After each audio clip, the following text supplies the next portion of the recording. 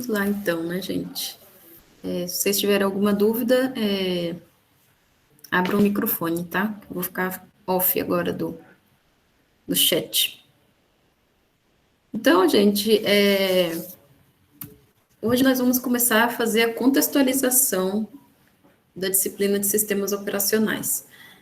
Né? Então, essa contextualização, em geral, eu faço antes, mas não tem problema nenhum falar hoje. Né? Então, afinal, o que é um sistema operacional? Para que serve um sistema operacional? E aí eu já vou pedir a participação de vocês. De cara, assim, né? Eu gostaria que vocês me dissessem, assim, nas palavras de vocês, na experiência que vocês têm, o que seria um sistema operacional. Pode ser? Vou pedir, então, para vocês abrirem o microfone e falarem um pouco. Professora, é um software que conversa diretamente com o hardware? Isso, começamos a fazer a nossa definição, isso mesmo. É um software que conversa diretamente com o hardware. Então, diferentemente do software, do código que a gente costuma desenvolver, que a gente tem feito até então no curso, a gente não desenvolve em C e usa um compilador, ou em Java, ou em Python, que seja, tem um interpretador ali. No caso do sistema operacional, é um código bem específico, já de baixo nível, que vai se comunicar diretamente com o hardware. Então, diretamente com a placa de vídeo, diretamente com teclado, com mouse, com todos os periféricos, né? E esse sistema operacional vai gerenciar todo o nosso aparato, o processador, a memória, esses dispositivos de entrada e saída. Tá? Então, todo o código que a gente desenvolve no curso, até então, ele se comunica com o sistema operacional, ele não se comunica com hardware, né? Então, o sistema operacional, ele é um software, e ele é um software, é mais do que isso, ele é um software especial, ele é um software diferenciado, né? Para que serve o sistema operacional? Será que a gente consegue fazer um código e rodar direto comprar um computador, vou refazer a pergunta. Será que a gente consegue comprar um computador e usar esse computador sem o uso de um sistema operacional? Respondam aí no mic, por favor.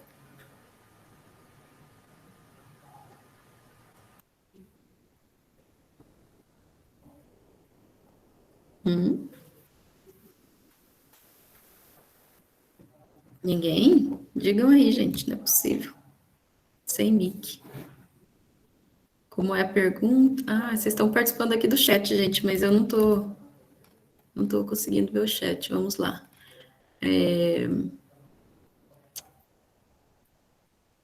O que eu quero saber, a gente pode usar um computador sem o uso do sistema operacional?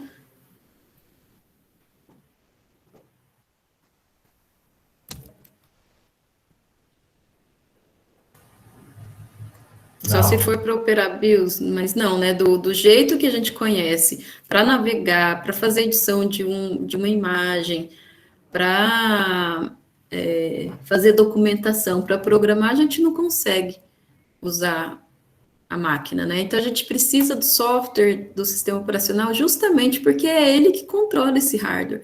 E para a gente controlar o hardware sem o uso do sistema operacional, a gente deve saber como é o funcionamento desse hardware, as especificidades dele, coisa que não interessa, a gente não quer, porque seria um trabalho de formiga. Então, tem profissionais especialistas nisso, né, de determinados hardwares, só que não é o nosso caso, mesmo nós sendo profissionais da computação, no caso dessa turma, o pessoal de engenharia de software, pessoal de SI, pessoal de TADES, não cabe a nós esse conhecimento de como esses dispositivos funcionam. E a gente não vai, depois dessa disciplina de sistemas operacionais, desenvolver módulos para esses dispositivos, tá? A parte do nosso curso. Então, a gente precisa do sistema operacional para executar, para trabalhar, para interagir com o hardware, tá? Então, o sistema operacional serve para isso, para fazer esse intermédio entre as aplicações no nível do usuário que a gente desenvolve ou que já estão prontas com o hardware. Então, por exemplo, se eu estou programando um Hello World, a gente está interagindo com o teclado, enviando dados para o monitor, usando o mouse, salvando dados em disco, fazendo a execução no processador, nos processadores. Então, a gente só consegue fazer todas essas tarefas por causa do sistema operacional que está orquestrando todo esse conjunto de recursos. Então, aí na imagem eu coloco uma nuvem de palavras de vários termos, várias definições, várias palavras-chave mesmo que estão Professora, ligadas a sistemas operacionais. Pode falar. a gente vai estudar kernel? Só a definição de kernel. A gente não vai desenvolver nada para o kernel, nenhum drive, nem nada. Então, se você tiver o interesse mais aprofundado nesse tema, eu sugiro que você faça uma disciplina, por exemplo, na pós. De vez em quando é oferecida uma disciplina assim. No ano passado teve uma, acho que com o Ronaldo, e daí aí sim você pode desenvolver. Mas tem cursos também hoje, principalmente agora, na época da pandemia, tem muitos cursos abertos, você pode achar algo similar na internet para fazer. Tá? Entendi, Mas professora, aqui na obrigado. nossa disciplina, não. Nada. Então, aí na nossa nuvem de palavras, né, ligados a sistemas operacionais, a gente tem recursos, threads, processador, multiusuários, armazenamento, interface com o usuário, componente, dispositivos embutidos, código, deixa eu ver, servidor, interrupção, nossa, muita coisa, né? Kernel, multitasking, gerenciamento, alocação, processos, file systems, segurança, tudo isso, gente, de alguma forma está ligado com sistemas operacionais. Então, aqui a gente vai estudar só os conceitos básicos desse software, né, entender por que ele é diferenciado. Tá? Quantos SOs existem? Se eu perguntar para vocês quais os sistemas operacionais que vocês costumam usar, provavelmente eu vou escutar aí uns 4, 5, né? Professor, uma dúvida. Sim, pode falar. Um firmware de um eletrodoméstico que seja, ou de um componente muito básico, ele é considerado sistema operacional? Não, ele não é considerado um sistema operacional. Se for um dispositivo muito básico, que ele tem ali um código que está sendo executado diretamente no hardware, né? Para a gente considerar um sistema operacional, precisaria ter um gerenciamento de memória, precisaria ter um sistema de arquivos, que às vezes não tem esse dispositivo, né? Às vezes ele tem tarefas muito específicas e vai rodar 1, 2 processos, nem dá para falar de processo, né? Mas vai rodar uma tarefa muito bem definida de tempos em tempos e é algo muito simples. Então, não seria um sistema operacional. Mas hoje a gente já tem dispositivos que não são muito simples, né? Por exemplo, as TVs, as Smart TVs têm ali um sistema operacional rodando por trás delas. Mas dispositivos bem simples, um MP3 player, por exemplo, não tem um sistema operacional. Eu pensei nos Arduino e nos Lego NXT também. Eles têm um certo alocação de memória, né? Eles seguem alguns comandos. Mas veja que é bem limitado, né? Você não tem um sistema de arquivos ali rodando por trás. Você tem que fazer o upload do seu código e é algo já amarrado, não é? Não tem uma entidade, um escalonador que fica ali executando e determinando qual processo vai entrar em qual momento. Então, é algo bem, bem limitado mesmo. Certo? Vocês estão aí? Sim. Ok. Tá. Ficou quieto aqui. Tá bom.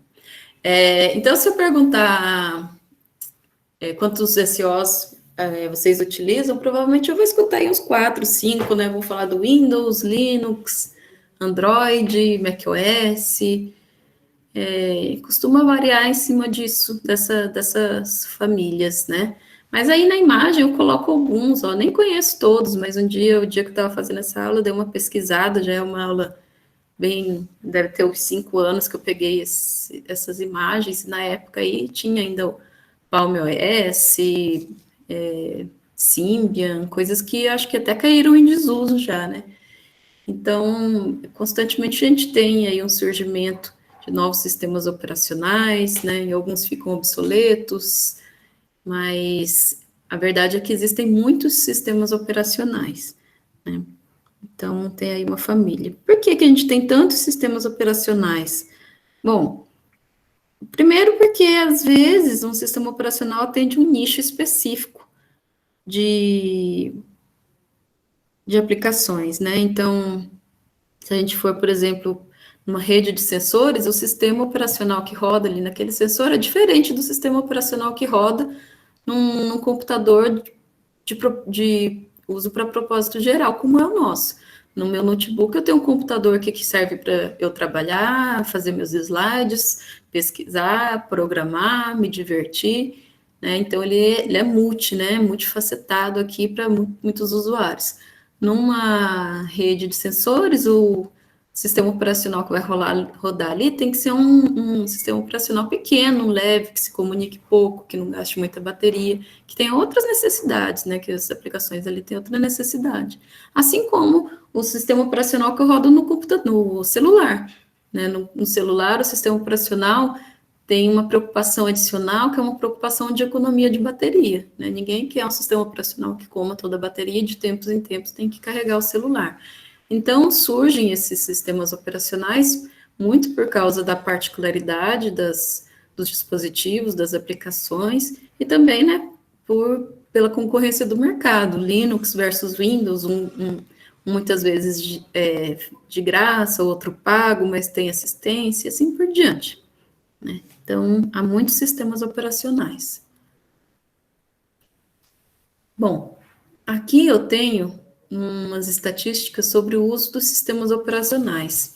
Esses números foram coletados lá em 2014, então agora eu tenho a data de quando eu fiz esses slides, né? Então tem 6 anos já. Naquela época, a fatia de mercado dos sistemas operacionais para desktop estava como reproduzida aqui nessa figura da esquerda. Então, naquela época, era o Windows 7, o Windows 7 correspondia a 51% dos computadores que eram vendidos no mercado. Então, naquele ano lá, nessa pesquisa aqui, metade, mais um pouco da metade dos computadores que eram vendidos saíam já configurados com o Windows 7. Então, era como se 50% dos usuários usassem esse sistema operacional. E outra fatia grande, quase 25%, saía com o Windows XP. E em terceira posição ainda da família do Windows, né, o Windows 8, 12%. Então, veja aqui, ó, 85, 87% mais ou menos, todo da família Microsoft. Então, naquela época, 2014,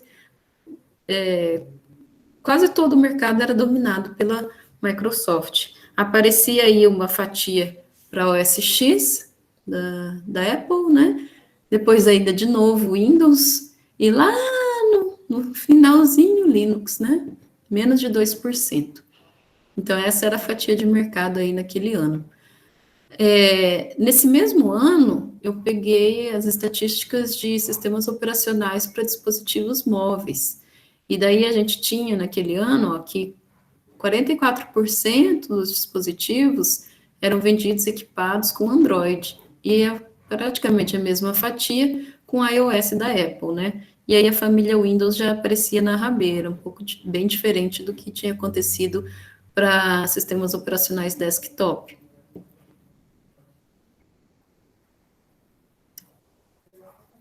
Quando, naquela época, olhando para servidores, que são máquinas mais parrudas, que devem atender a vários usuários de maneira rápida, com muita entrada e saída, aí a gente tinha outro cenário. Naquele cenário agora de 2015, não, de 2014, a gente vê aqui que para esses servidores, em 2014, havia 32% das máquinas que usava um SO Windows, e o restante usava um SO lá Unix, que seria o nosso, vamos arredondar dizer que seria um Linux, né? E aqui tem dois números aqui. Bom, então aqui mostra que quando a gente sai do cenário desktop, do usuário doméstico, e a gente vai para uma máquina servidora, numa organização, numa empresa, aí o sistema operacional naquela época saía do Windows e ia para uma abordagem Unix-like, né? Considerando supercomputadores, né, que são computadores que fazem grande processamento, uma quantidade maciça de processamento de dados. Aí a gente vê que ainda naqueles anos lá, de mais ou menos 2000 aqui está em 2013, né, 2013, 14, 15, esse aqui é de 2013, a gente vê que quase a totalidade dos supercomputadores rodavam um Linux, né? Um pouquinho aqui era Unix, que é basicamente da mesma família, e aí praticamente não houve espaço para outros sistemas operacionais. Então, a gente vê uma divisão bem clara, lá em 2013, 14, 15, né? Em sistemas desktop, Windows. Em sistemas para servidores supercomputador, Linux, né? Será que continua assim? Tem que refazer essa pesquisa aqui para atualizar esses slides, né? Eu trago aqui para vocês, e aí talvez vocês não consigam enxergar muito bem essa imagem, porque está muito pequenininha, mas eu coloquei lá no Moodle esse arquivo, vocês podem abrir aí na máquina de vocês. O que eu mostro aqui é uma evolução dos sistemas operacionais, uma história. Então, eles começam lá em 1969, aqui do lado esquerdo, e a gente tem, naquela época, o aparecimento do Unix. E aí, conforme foram passando os anos, aqui eu saio já de 69 para 77, apareceu o BSD, e aí foram aparecendo outros sistemas operacionais. O curioso dessa imagem é que ela está dividida em cores, né? Então, cada cor é como se fosse uma família de sistemas operacionais. Aqui, ó, em 78, apareceu um sistema operacional da Apple DOS, Atari DOS, Apple SOS, Apple Pro2, Amiga, OS2, Rose, e aqui ele é descontinuado em 91. Aqui em vermelho tem o Unix, né, que ele se desenvolve no BSD, que acaba que é um outro braço, o BSD passa a ser FreeBSD, bom, aí ele se torna aqui uma outra família, Next Step, e essa outra família aqui, Next Step, em verde, esse verde meio azulado aqui, ele se transforma, ó, em um OS X. O OS X já da família que a gente conhece aí dos computadores da Apple, né? Então, o macOS, aí virou macOS Lion, Mavericks, e tem aqui novas versões, né? E dele surgiu um braço aqui de dispositivos móveis, né? O iOS e assim por diante. Voltando lá em cima, vamos ver aqui a partir do Unix uma outra ramificação.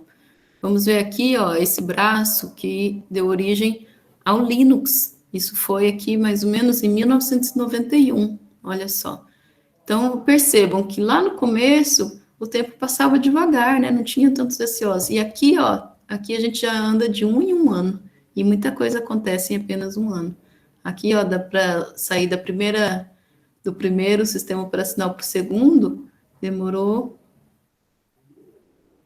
8 anos. Né?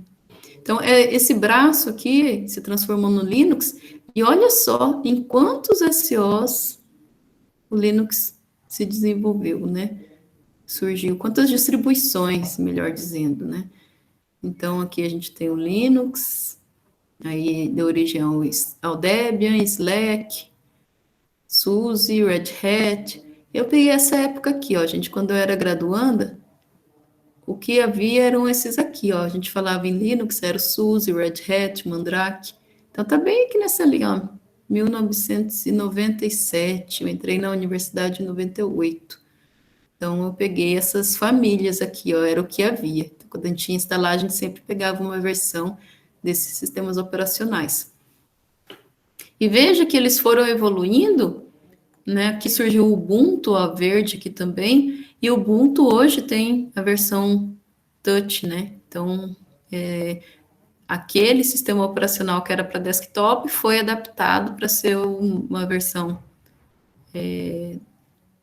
para dispositivos móveis, para dispositivos portáteis.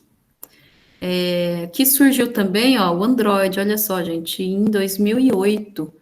Então, 2008, a partir do Debian, surgiu o Android, também para dispositivos móveis. Aí surgem outros diferentes, né? Aqui outros Firefox OS, sistema operacional que basicamente um browser, né? Chrome OS. Aqui em amarelo a gente tem a família do Windows, que surgiu lá, né?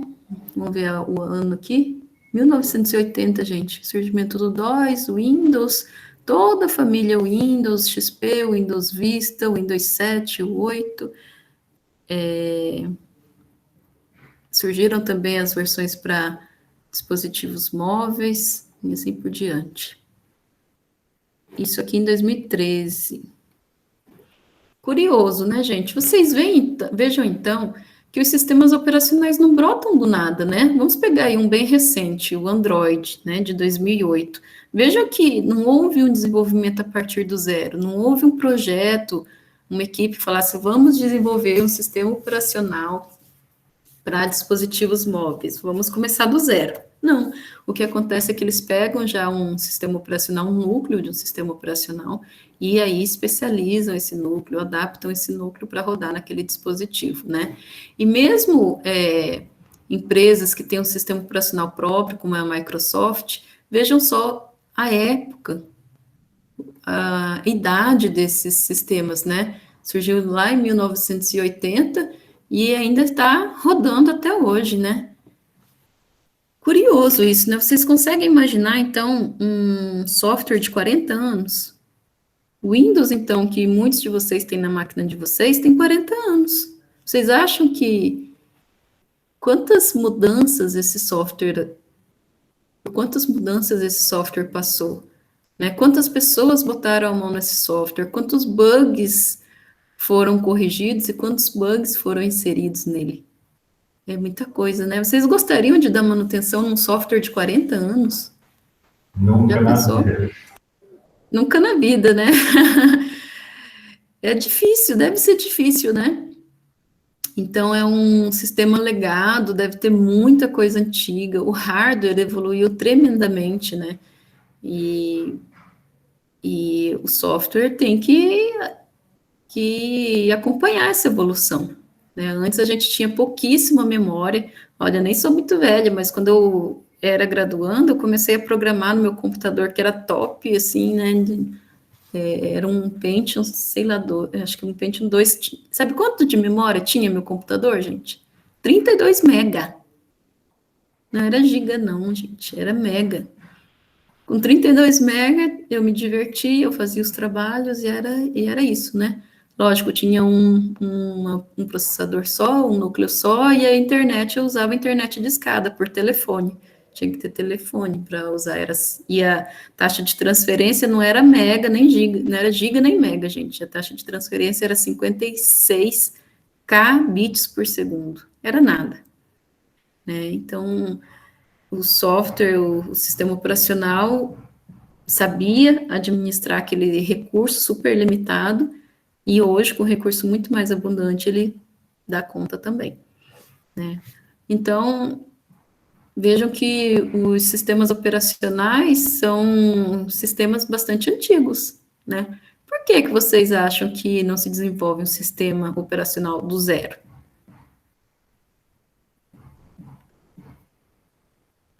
Muito trabalho? Muito É mais trabalho. fácil pegar alguma Sim. coisa que tem uma base pronta já, como por exemplo o Linux. É isso que a prática está falando para a gente, né? Que é mais fácil pegar algo pronto. porque o trabalho é muito grande, né? Então, é mais fácil pegar um núcleo, um módulo que seja, né, e desenvolver a partir desse módulo, né? Mesmo com todas as desvantagens de se fazer o reaproveitamento de código, é a prática que está sendo adotada. Aqui aparece, né, um BADA, ó, um BADA OS 2010. Eu nunca ouvi falar dele, não, nunca usei. Mas ele foi desenvolvido do zero, ó. Talvez por isso não decolou. Será que foi? BlackBerry OS, ó, esse aqui fez um certo sucesso na época que eu era acadêmica, mas também morreu, né? Professora, Sim. esse BADA aqui tá falando que foi para smartphone, foi criado em 2010 pela Samsung. E foi descontinuado? Isso é descontinuado. Pois é. É difícil, né? Então, provavelmente a gente não vai ter aí surgindo novos sistemas operacionais. Talvez quando alguém pense em fazer um novo sistema operacional, seja alguma disruptura que falam hoje em dia, né? Talvez a pessoa pense em algo tão diferente e esse pensamento diferente seja inovador. Talvez quebre com essa ideia de sistema operacional que a gente tem, né? Talvez precisemos de novas, menos vício, né? Vamos ver o que as próximas décadas reservam para a gente. Então, um sistema operacional é um programa que atua como um intermediário entre um usuário do computador e o hardware desse computador. Seja o usuário um usuário que, como nós, que de certa forma está interagindo mais com o hardware, mais profundamente com o sistema operacional, ou seja um usuário, né, mais comum, como uma pessoa que vai usar para somente como ferramenta para navegar, para fazer planilhas de texto, editar planilhas, né, ou fazer edição de texto, enfim. O sistema operacional gerencia o sistema computacional, e por sistema computacional quero dizer todos os aparatos do computador, né, desde o processador, memória, disco, mouse, teclado, monitor. Ele otimiza o uso desses recursos. Então, um sistema operacional deve usar da melhor forma possível o processador que a gente tem na máquina, os núcleos da máquina. Deve otimizar, né, a quantidade de memória, porque memória, por mais que você tenha 4, 8, 16 gigas, dependendo do problema que você esteja trabalhando, vai ser insuficiente. Então, é papel do sistema operacional otimizar esse recurso. E o sistema operacional ele também simplifica o modelo computacional para os usuários, tornando o computador mais simples. Então, como eu falei, se a gente não tivesse o sistema operacional rodando aqui, a gente deveria entender das particularidades de cada dispositivo do nosso computador. E com o sistema operacional a gente não precisa fazer isso. A gente que programa, por exemplo, é um bom exemplo. É um bom caso, né? A gente faz em Java, a gente faz um Hello World em Java, não importa em qual computador você vai executar aquele Hello World, e ele vai rodar, né? Não importa se é um computador antigo de 32 bits, de 64 bits, um computador com muita memória, com pouca memória, não importa, né? Vai rodar. Por quê? Porque o sistema operacional, e no caso do Java, também a máquina virtual, está escondendo todas as particularidades do computador onde a gente está executando, né? Então, ele que está tratando, se houver pouca memória, é o sistema operacional que vai se desdobrar para fazer aquele 1 gigazinho de memória ser o suficiente para sua máquina virtual e para sua aplicação, né? Se você tem um HD, um disco rígido, o sistema operacional vai ler a partir desse HD o seu helloworld.class lá e vai executar a partir dele. Se você tiver um disco SSD, o sistema operacional vai saber que o seu arquivo está em um SSD e não em um disco rígido, e vai conseguir ler e escrever nessa mídia do mesmo jeito, tá? Então, aí também não importa se sua rede é lenta, sua rede de transmissão é lenta ou não, se você quiser transmitir um dado, vai transmitir. Então, um sistema operacional que está escondendo todas as particularidades do nosso sistema computacional.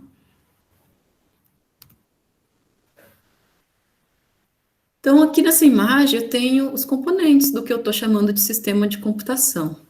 Então, aqui em azul, ó, eu tenho o hardware do computador, e em cima desse hardware eu tenho o sistema operacional. E só quando eu tenho esse sistema operacional é que eu consigo executar as aplicações que eu chamo de aplicações do usuário. Por exemplo, um sistema de banco de dados, um editor de texto, um montador, um compilador. E em cima dessas aplicações é que a gente trabalha, né? Então, nesse sistema de computação, a gente tem o hardware, sei lá, CPU, memória, dispositivos de entrada e saída, o próprio sistema operacional, os programas de aplicação e os usuários. As diferenças do sistema operacional para outros programas é que, primeiramente, eles acessam diretamente ao hardware. Então, partes do sistema operacional têm que ser escritas em bastante baixo nível, em um nível bastante baixo, em linguagem de montagem, para poder se comunicar com esses dispositivos. Os programas dos sistemas operacionais são grandes, porque eles precisam lidar com uma variedade, né, de dispositivos, e são sistemas bastante antigos, como a gente viu, 40 anos, complexos, né? Então, eles têm uma magnitude bem grande. Num livro que eu consultei, do começo dos anos 2000, falava que o código-fonte do Linux e do Windows tinha cerca de 5 milhões de linhas de código. Né? Isso há 20 anos atrás, né? Se a gente considerar que a cada 100 linhas existe um bug, então esses sistemas operacionais teriam, naquela época, 50 mil bugs, 50 mil erros, que eu chamei aí, né? Lógico que esses bugs, muitas vezes, não são bugs fatais, que vão dar a tela azul ou fazer seu computador reiniciar. Mas, às vezes, são bugs que deveria salvar um dado a cada 1 segundo e salva a cada 1,1 segundo, ou uma interrupção que deveria acontecer numa frequência e não está acontecendo. São erros que, às vezes, passam despercebidos, né? Mas eles existem. E é por isso que sistemas operacionais evoluem por longos períodos de tempo. Por isso que a gente tem essas famílias de sistemas operacionais que se arrastam pelas décadas, né? Então, até agora, a gente tem já uma informação importante para vocês anotarem, né? É algo que sempre está na lista de exercícios, às vezes cai na prova, né? Que é os objetivos de um sistema operacional. A gente diz que são 2 objetivos principais. O primeiro é ele gerenciar os recursos de uma máquina, né, de um sistema operacional moderno. Esses recursos seriam processador, memória, disco e outros dispositivos de entrada e saída. E o segundo seria fornecer aos programas uma interface mais amigável para lidar com os recursos da máquina. Essa interface mais amigável, a gente fala que é uma maior abstração, né? Então, ele abstrai aquelas particularidades, aquelas peculiaridades, e deixa o uso do sistema computacional muito mais simples, né? Então, o objetivo 1 é gerenciar recursos, o objetivo 2 é prover maior abstração. Em outras palavras, a gente diz que o sistema operacional é alocador de recursos, porque ele gerencia esses recursos e decide entre as solicitações para o uso de um determinado recurso. Então, vamos imaginar que eu tenha um único processador na minha máquina, e eu tenho 2 processos, vamos pensar aqui um processo de uma aplicação. 2 aplicações querendo rodar nesse processador. Quem vai decidir qual aplicação, qual processo roda, em qual momento, é o sistema operacional. Quem vai decidir quanto cada um desses processos tem de memória também é o sistema operacional. O SO, ele é uma máquina estendida, porque ele provê muitas abstrações para as aplicações. É como se ele pegasse uma máquina muito difícil de ser utilizada e transformasse numa máquina mais fácil de ser utilizada, com maior abstração. Por exemplo, quando a gente programa, a gente, em C, quando a gente faz um printf, uma leitura, um scanf, ou em Java, quando a gente faz um println, a gente está mandando dados para serem ecoados no monitor. Mas a gente não quer saber se o monitor é um monitor de LCD, é um monitor daqueles antigos de tubo. A gente não quer saber da tecnologia do monitor, de como conversar com o monitor. Quem faz isso por nós é o sistema operacional. Então, a gente usa ali um printf, aquele printf vai gerar uma chamada, uma função específica do sistema operacional, e essa função do sistema operacional, por sua vez, que tem que saber conversar com o nosso monitor. Tá? Então, dentro do sistema operacional, a gente tem um código bem específico para se comunicar com cada dispositivo de entrada e saída. Quando o sistema operacional quer se comunicar com o monitor, ele tem que conhecer esse monitor e vai ter que ter um código especial dentro do sistema operacional, que a gente chama de driver, que vai saber a linguagem, como se comunicar com esse monitor. Só que isso, para nós, que estamos programando, ou que simplesmente estamos usando um computador, isso para nós é transparente, a gente não enxerga. Ainda bem, né? Então, como gerenciador de recursos, a gente pode pensar no SEO gerenciando, por exemplo, uma impressora. Quando a gente quer imprimir um arquivo, a gente manda para uma impressora e o SEO coloca esse arquivo numa fila da impressora. E só quando o nosso arquivo termina de ser impresso é que um outro arquivo começa. Né? Quantos processos a gente tem no nosso computador, será, hein? A gente pode responder grosseiramente essa pergunta com esse processo, rodando esse comando aqui no Linux, ó. O comando ps lista os processos que estão ativos na minha máquina. Então, se eu dou um ps-x, olha só, o tanto de processo. Cada linha aqui é um processo. Tem muito processo, né? Então, aqui, ó, tem facilmente mais de 100 processos. Ora, eu tenho aqui 100 processadores na minha máquina, porque cada linha dessa é um programa em execução. E a gente sabe que para um programa executar, ele precisa estar num processador, não é? Tem aquele ciclo lá, busca, decodifica, executa. Então, para um programa entrar em execução, ele precisa de um processador só para ele. Se eu tenho aqui 100 processos, isso quer dizer que eu tenho 100 processadores na minha máquina? Não, ninguém aqui na sala tem 100 processadores na máquina.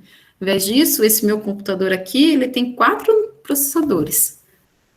Eu poderia, então, ter 4 processos rodando somente. Mas o SEO tem uma técnica que ele divide o tempo de processamento entre vários processos. Então, ele consegue multiplexar esse número de processadores e faz com que eu tenha a impressão que a minha máquina é super poderosa, que ela consegue processar 100 tarefas ao mesmo tempo, quando não é bem verdade, não é verdade. Tudo bem, gente? Querem perguntar alguma coisa? Deixa eu ver como vocês estão. Muita coisa aqui falando, né? Deixa eu ver aqui. Eu me perdi.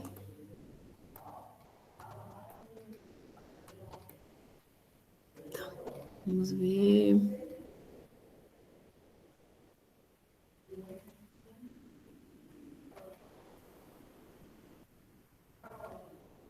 Gente, estou perdida aqui nas mensagens de vocês. Vamos fazer assim, quando vocês tiverem uma pergunta, vocês abrem o microfone, tá? A gente já combinou isso, né? Eu só olhei aqui. Quem falou de pipeline aqui para contar as linhas, certo, né? Mas agora já foi. Vamos lá. Então, o SEO ele gerencia recursos e provê maior abstração também. Então, por maior abstração, a gente diz que o SEO transforma uma tarefa difícil de usar o hardware da máquina em uma tarefa bonita, que é uma tarefa gostosa de se fazer, né? Uma experiência boa usar o computador, facilita a nossa vida. Para nós que programamos, a gente faz mágica, né? Então, uma tarefa feia seria, por exemplo, ler a partir de um disco rígido. Vocês devem ter visto lá em arquitetura de computadores, provavelmente, como é a estrutura de um HD, né? Então, o HD ele é uma junção de vários discos concêntricos, né? E na superfície de cada disco é gravada a informação. E esses discos, eles são divididos em como se fossem anéis de cebola, umas raias aqui, que são chamadas as trilhas. E essas trilhas são divididas novamente aqui em setores. Então, quando a gente quer ler uma informação do disco, a gente tem que saber exatamente em qual disco essa informação está, dentro do disco, em qual trilha, e dentro da trilha, em qual pedacinho de pizza que ela está, em qual setor. Por que isso? Porque a leitura desses discos é feita através de cabeçotes, ó, como se fosse, quem antigamente tinha lá a agulhinha do disco, né, do LP. Então, a gente precisa que esses cabeçotes sejam posicionados na trilha exata e rodados para que aqui nesse cabeçote chegue o setor de interesse. Então, são vários braços, né, que são colocados para frente ou para trás. Se a gente quiser ler a trilha mais central, o braço tem que vir para frente. Se quiser ler a trilha mais externa, para trás. E aí os discos têm que ser rotacionados para se chegar no setor de interesse, e aí, sim, começar a leitura a partir daquele setor, né?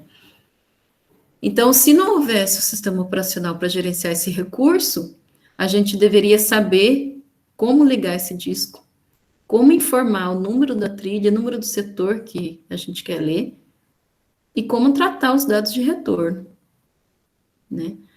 Então, para fazer tudo isso daqui, é uma comunicação de baixíssimo nível, que a gente não aprende na graduação aqui de engenharia de software, sistemas operacionais, engenharia de software, sistemas de informação, ou TADS. A gente aprende isso em engenharia da computação, em laboratório de hardware, tá? Que é uma disciplina que não está na ementa de vocês, no PPC de vocês, porque não faz parte das habilidades esperadas no curso de vocês. E daí, imaginem vocês. Vamos imaginar que vocês tiraram tempo, fizeram uma disciplina de laboratório de hardware e aprenderam lá como fazer essa leitura do disco rígido. E vamos imaginar que daí vocês aprenderam, só que vocês não vão mais usar disco rígido, vocês vão usar agora uma memória flash, né? Um stick de memória que funciona totalmente diferente. E aí seu conhecimento foi para água abaixo, não é? Muito melhor do que isso é fazer uma leitura de informação, do disco rígido que seja, usando uma chamada ao sistema, uma interface de programação. É o que a gente faz em C, é o que a gente faz em Java, quando a gente quer abrir um arquivo. Então, a gente passa o nome do arquivo, né? E a gente quer ler esse arquivo, a gente passa o nome do arquivo e a quantidade de bytes que a gente quer ler desse arquivo. Não é assim que a gente faz? Então, eu vou lá e dou um read, aqui está em C, dou um read no arquivo notas.txt, vou armazenar o conteúdo lido em buffer e quero ler 1024 bytes. E essa leitura retorna um número N que indica o número de bytes efetivamente lidos. Quando eu invoco essa função read aqui, gente, eu como programadora, eu espero só os bytes lidos, espero meu buffer cheinho, e eu não quero saber onde esse meu arquivo notas.txt reside na mídia de armazenamento. Eu não quero saber nem se é um disco rígido, se é um SSD, se é uma memória flash, ou se esse dado vem da rede, da internet. Para mim, isso não importa. Eu só digo para o SO, se vira, eu quero a leitura desse arquivo. E o SO já vai saber guardar lá onde o notas.txt reside. E eu, como programadora, não preciso saber. Legal isso, né? Então, não importa, se eu programar um código que eu quero fazer a leitura de um arquivo, e eu chamar read, esse meu código vai funcionar em qualquer máquina. Em qualquer máquina, em qualquer mídia, né? Com qualquer mídia de armazenamento. a priori, tá? Se o sistema operacional souber tratar aquela mídia, vai funcionar. Então, eu só jogo a responsabilidade para o SO, tá? Tudo bem?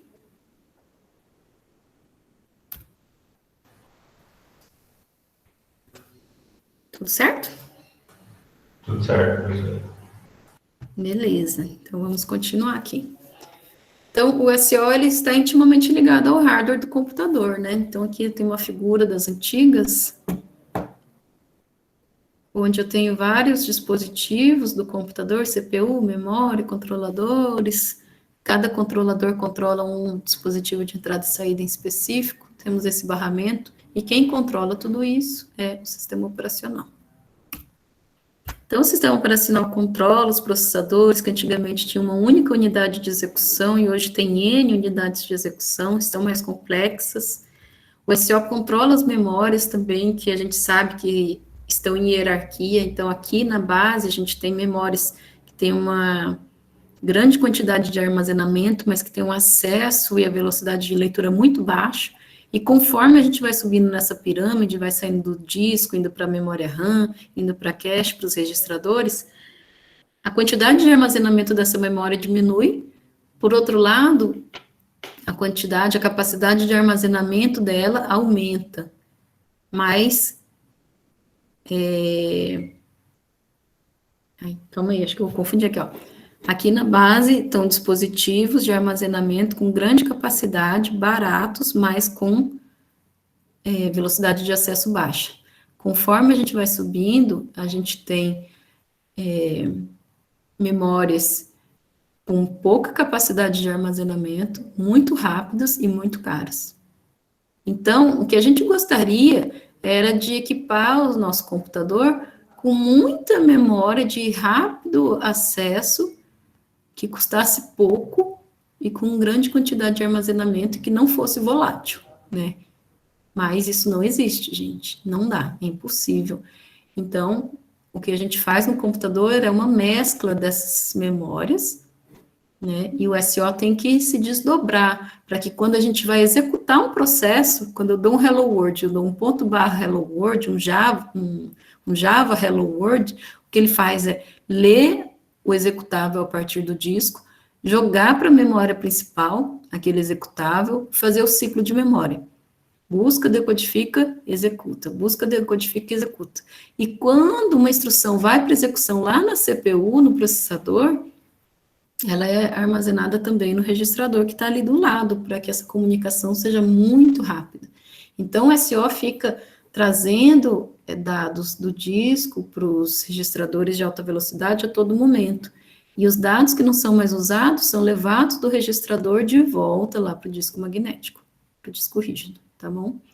Então, toda essa hierarquia aqui funciona para que a gente tenha uma boa experiência de uso do sistema operacional, do nosso computador. Então, de novo, a gente vê que nosso computador, meu computador aqui, que tem 4 GB de memória, parece que eu tenho muito mais, porque o SO está a todo momento, quando eu estou usando muitos processos que querem consumir muita memória, o que o SO faz é expandir, jogar parte desses processos para o disco rígido, a fim de liberar mais memória para aqueles processos que estão no limite de execução, que precisam executar urgentemente.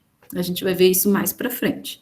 Então, o SO, gente, ele faz a mágica para a gente ter uma boa experiência no uso do computador. Ele está a todo momento trabalhando intensamente para que a gente não tenha problemas nessa interação com a máquina.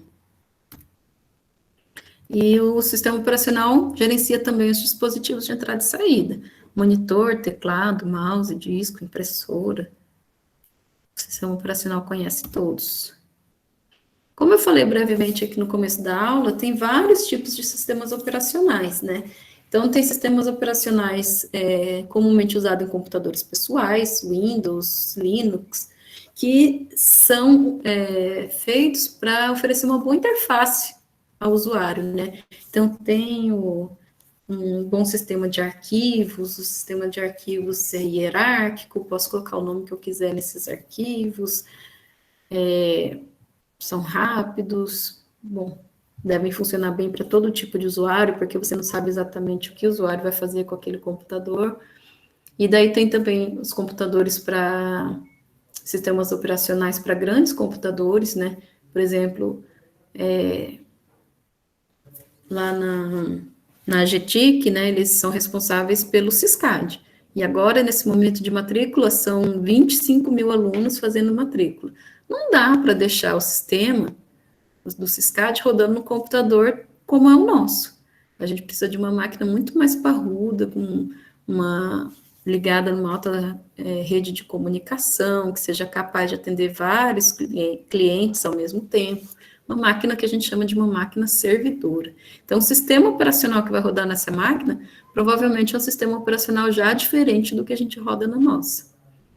Há sistemas operacionais também para computadores portáteis, que daí eles são otimizados para economizar bateria. Sistemas embarcados, né, que são sistemas operacionais daí já mais limitados e preocupados em executar um número finito e conhecido de tarefas. Sistemas operacionais para sensores, que de novo estão preocupados com a bateria, com comunicação limitada também. E sistemas operacionais de tempo real, que se parecem muito com os dos sistemas embarcados. Então, há uma diversidade de sistemas operacionais.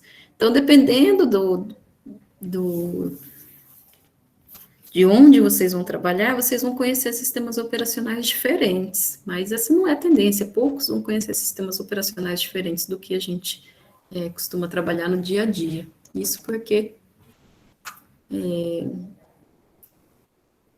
cada vez mais aparecem trabalhos, né, para desenvolvimento web, né, para desenvolvimento mobile, e pouca E coisa também para porque eles são sensores. tão amplos, né, professora, que dá para fazer quase qualquer coisa neles, né? Exatamente, eles podem ser facilmente adaptados, facilmente talvez é forçar, né? Mas eles podem ser adaptados para outros nichos, sim. Até aqui, por exemplo, redes de sensores, né? Tem o TinyOS, que é um SEO conhecido, ele é o núcleo do Linux. Então, ele só é mais enxuto, provavelmente, né, e otimizado para que a comunicação aconteça menos frequentemente e aconteça, então, a economia de bateria. Então, fica mais ou menos na mesma família, né? Bom, essa aqui é a primeira parte da nossa aula. Deixa eu ver aqui como que eu estou de tempo. Tem mais 1 hora, né?